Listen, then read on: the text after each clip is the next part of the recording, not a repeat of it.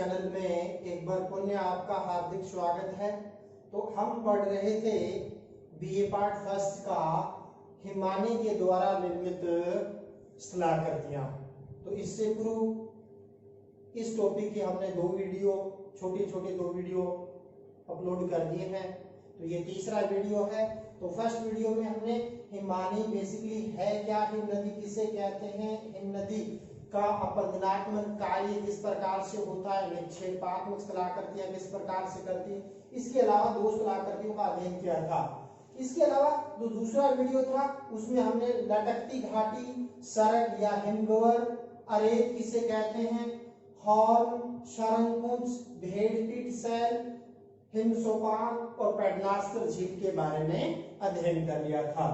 अब हम आज के टॉपिक में विशेष रूप से हमारे रहेगा हिमानी के द्वारा निक्षेपात्मक स्थलाकृतियां।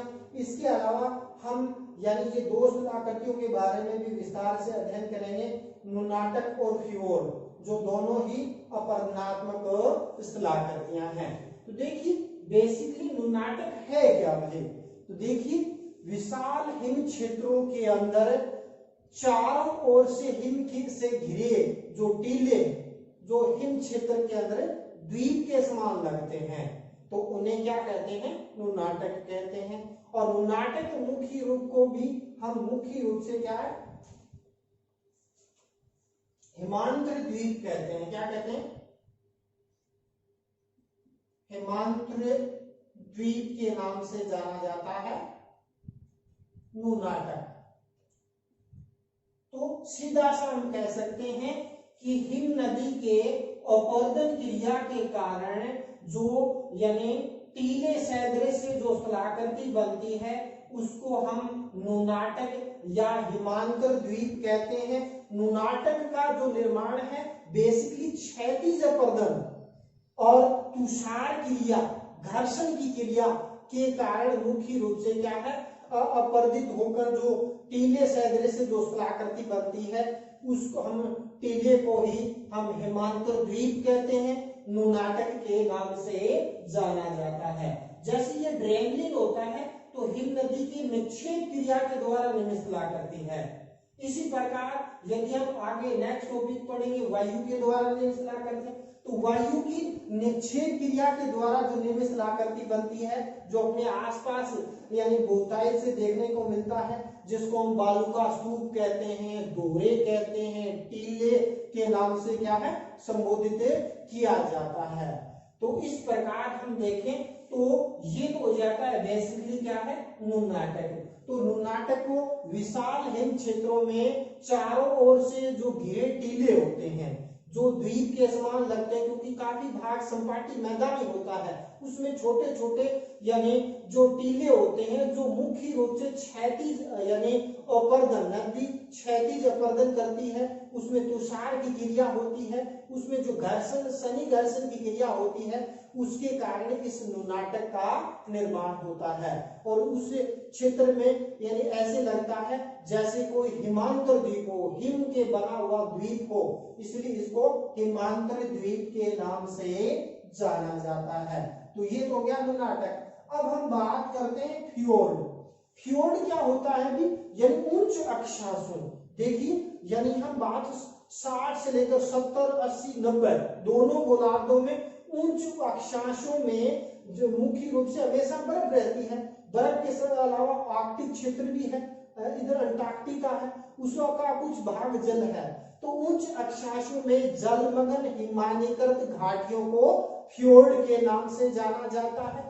ये घाटियां सागर की तरफ तो बेसिकली उथली होती है, यानी हम इस प्रकार से इसको कह सकते हैं कि यानी उच्च अक्षांशों के अंदर जैसे तटीय क्षेत्र होता है और उसके अंदर यानी ये होता है सागर, और सागर के अंदर यानी मुख्य रूप से उच्च अक्षांशों के अंदर सागर की ओर जो मुख्य रूप से यानी जल भरा होता है, तो जल भरी जो मुख्य रूप से ये जो जलीय गर्त होता है ये फ्योर्ड कहलाता है। और फ्योर्ड की विशेषता होती है जैसे समुद्र होता है, समुद्र हम जैसे जैसे तट से आगे बढ़ेंगे तो मुख्य रूप से गहरा होता जाता है। फ्योर्ड में दृष्ट उठता है जैसे हम यानी इस जल में अंदर जाएंगे तो किनारों पर तो बेसिकली ये क्या होगा भाई, गहरा होगा, और थोड़ा सा ऊपर जाते हैं तो ये भाग ऊंचा हो जाता है, उसके बाद फिर गहरा होना प्रारंभ हो जाता है। तो फ्योर्ड बेसिकली उच्च अक्षांशों में जलमग्न हिमानीकृत घाटियों को फ्योर्ड कहा जाता है। और ये जो घाटियां हैं सागर की तरफ तो बेसिकली उथली होती है, किनारों पर गहरी होती जाती है, और इसके जो दीवार होती है वो खड़े ढाल वाली होती है, जिस पर यानी दोबारा हम सागर में और यानी फ्योर्ड के बाद यानी जैसे यानी तट के पास गहरी है, तट से ऊपर जाते हैं तो एक चबूतरा होता है, फिर बाद में गहरी हो जाती है, जिसे हम फ्योर्ड चोखटा के नाम से भी जाना जाता है। और ये जो फ्योर्ड होती है ये मुख्य रूप से हम देखते हैं तो न्यूजीलैंड के अंदर, दक्षिणी गोलार्ध के अंदर देखें तो ऑस्ट्रेलिया के पास, न्यूजीलैंड के अंदर यानी ये देखने को मिलती है। इधर हम बात करते हैं दक्षिणी अफ्रीका के अंदर, चिली के अंदर मुख्य रूप से देखने को मिलती है। दक्षिणी अफ्रीका का जो अलास्का वाला क्षेत्र है, इस अलास्का में ग्रीनलैंड है, नॉर्वे है, इन क्षेत्रों के अंदर ये फ्योर्ड है वो प्रमुख रूप से क्या है, बहुतायत से पाए जाते हैं। तो उच्च अक्षांशों में यानी जलमग्न हिमानीकृत घाटियों को फ्योर्ड कहा जाता है, और जल के अंदर यानी तट से जाते हैं तो गहरी है, उसके बाद थोड़ा ऊंची हो जाती है, फिर गहरी। तो इस प्रकार कई बार क्या होता है कि इसका जल सूख जाता है, तो जो चोखटा होता है उसके बाद छोटी झील बनती है, जिसको हम फ्योर्ड झील कहते हैं, या इसको पेडमोंट झील के नाम से भी जाना जाता है। तो ये होता है जब वो जल भाग यानी मुख्य रूप से फ्योर्ड ऊंचा हो जाता है और जल से अलग हो जाता है, तो वो फ्योर्ड झील कहलाती है, या इसको पेडमोंट झील के नाम से भी जाना जाता है। इसके अलावा हिमानी के द्वारा अपरदन के द्वारा निर्मित कलाकृतियों में नेक्स्ट एक और देख लिया हमें, यानी मुख्य रूप से इसके अंदर नेक्स्ट कलाकृति के अंदर यानी टॉर्न आ जाती है। यानी बेसिकली टॉर्न क्या है तो इसके बारे में भी थोड़ा डिस्कस कर लेते हैं। देखिए मुख्य रूप से क्या होता है, हिमानीकृत घाटियों में जो सड़क होती है, यानी जैसे ये है, ये सड़क है, और सड़क का ये भाग निमंजन हो जाता है, तो ये कलाकृति बन जाती है इस तरीके से।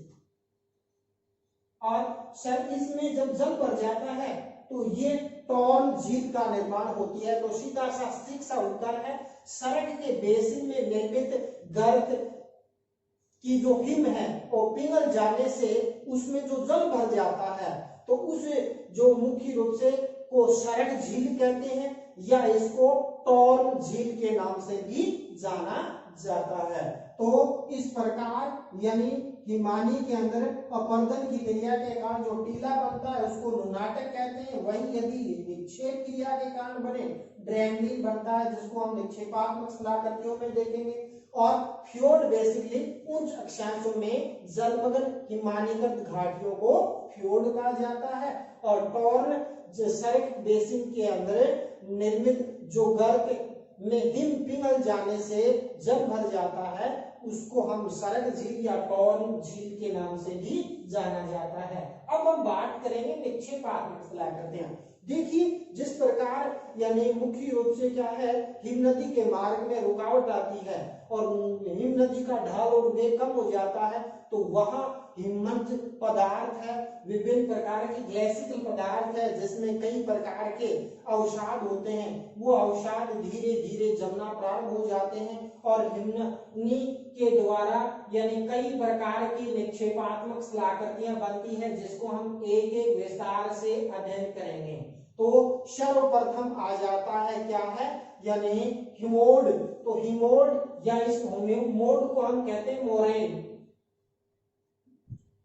मोरेन या हिमोड।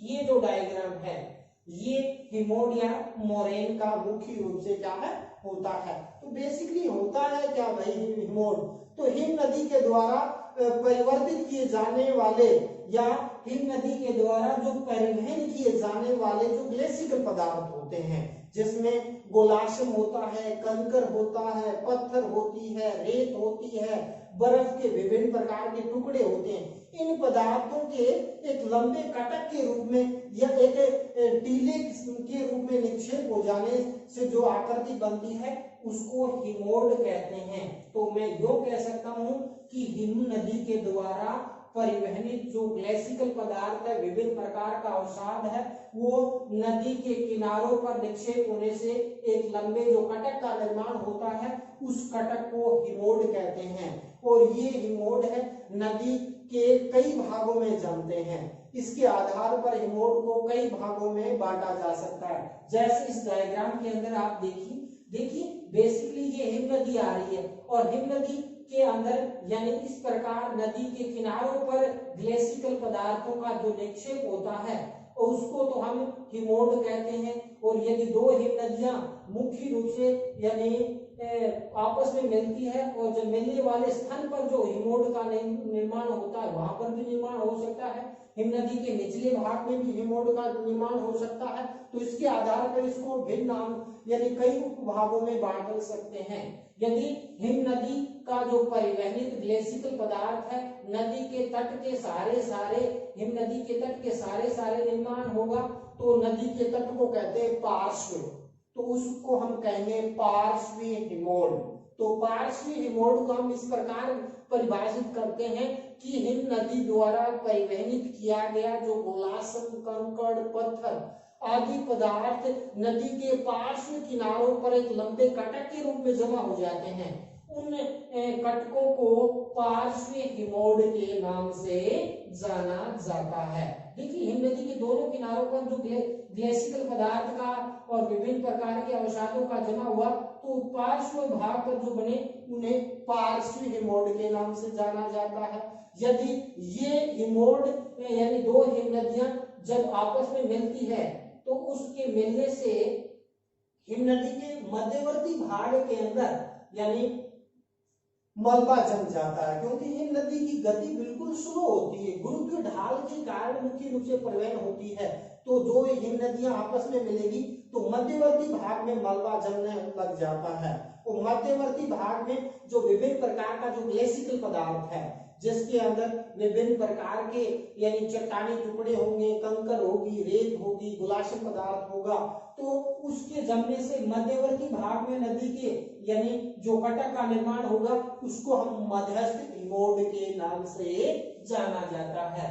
फिर यदि हिम नदी के यानी अंतिम भाग के अंदर जब हिम नदी अंत में जो हिम रेखा समाप्त हो जाती है वहां पर हिम नदी का कुछ भाग पिघल जाता है और कुछ ग्लेसिकल पदार्थ वहां जम जाते हैं अंतिम भाग में, तो ऐसे हिम के जो यानी कटक बनते हैं उसको हम अंतिम हिमोड के नाम से जाना जाता है।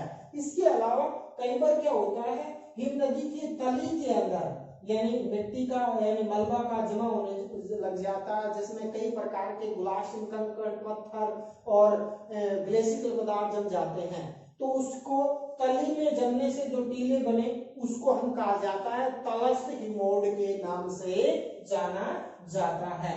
तो सीधा सा रटने की आवश्यकता नहीं है कि हिम नदी द्वारा परिवहनित किए गए विभिन्न प्रकार के गोलाश्म, कंकड़, रेत और ग्लेसिकल पदार्थ के एक लंबे कटक के रूप में जमने से जो टीला बनता है उसको हम हिमोड कहते हैं। हिमोड को मोरेन के नाम से भी जाना जाता है और ये हिमोड नदी के पार्श्व भाग पर यानी कटक का निर्माण हो पार्श्व हिमोड, मध्यवर्ती भाग में जमे मध्यस्थ हिमोड। जब दो हिम नदियां आपस में मिलती हैं तो उसके मध्यवर्ती भाग में ये ग्लेसिकल पदार्थ जम जाता है मध्यस्थ, और अंतिम भाग में जमे अंतस्थ हिमोड और तली में जमने से जो कटक का निर्माण होता है उसको तलस्थ हिमोड के नाम से जाना जाता है। तो फर्स्ट कलाकृति होगी हिमोड। इसके बाद नेक्स्ट कलाकृति हम देखते हैं ड्रेमलिन। तो बेसिकली ड्रेमलिन होता क्या है?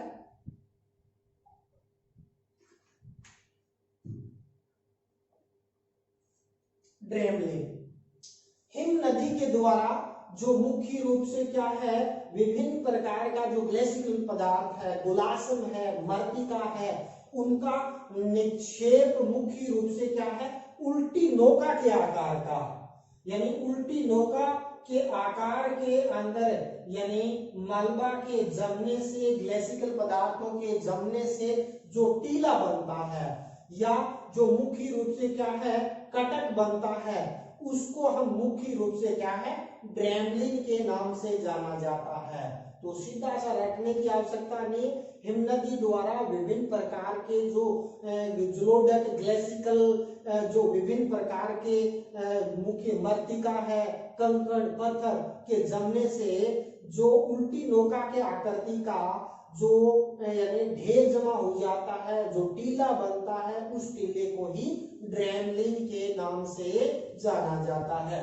देखिए, यानी उल्टी नौका के आकार सदृश है, यानी जो ग्लेसिकल विभिन्न प्रकार के यानी मर्तिका है, रेत है, कंकड़ पत्थर आदि के जमने से जो टीला बनता है, उसको ड्रेमलिन के नाम से जाना जाता है। और ड्रेमलिन की विशेषता ये होती है कि ये बेसिकली यानी इसकी औसत ऊंचाई की बात करते हैं तो 7 से लेकर 40 मीटर तक ये ऊंचाई यानी ऊंचाई होती है बेसिकली इसकी।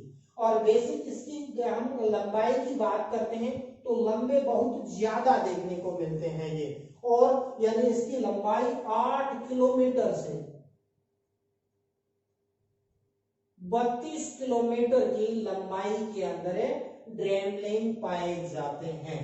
और ये ड्रेमलिन है वो मुख्य रूप से विश्व के अंदर यदि हम बात करना चाहें, आयरलैंड है या फिनलैंड है, यूएसए है, वहां ये बहुतायत से ये ड्रेमलिन है वो देखने को मिलते हैं। और ड्रेमलिन के बाद नेक्स्ट स्थलाकृति आती है अंडे की टोकरी की स्थलाकृति।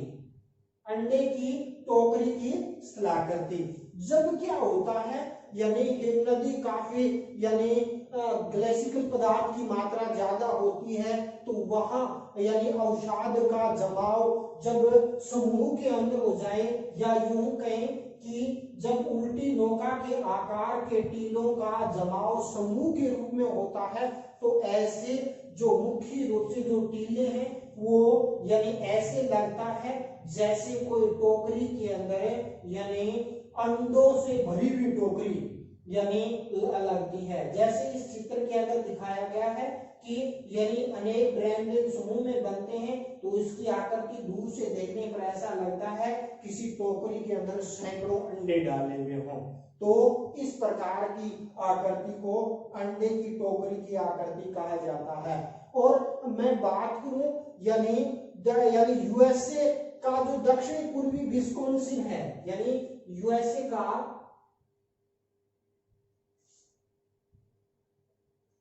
विस्कॉन्सिन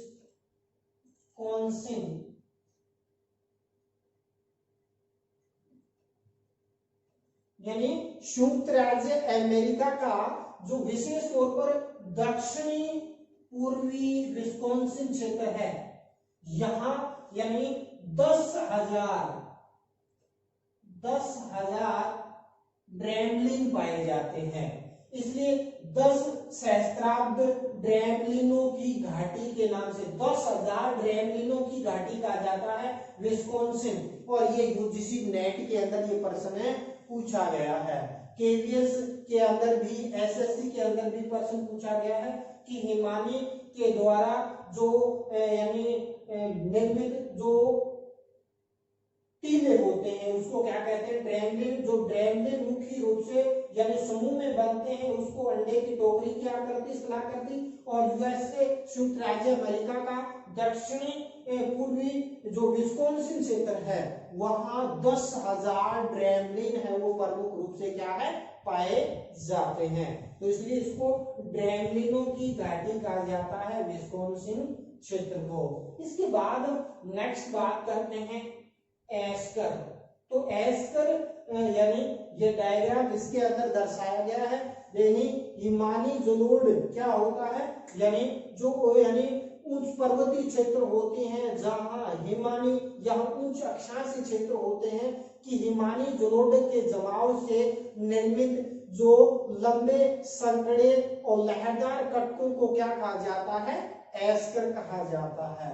देखिए यहाँ तो मुख्य रूप से क्या है, यानी ये लहरदार आकृति के अंदर बनते हैं और उसमें से यानी कई बार यानी जल भी उसके अंदर से प्रवाहित होता रहता है।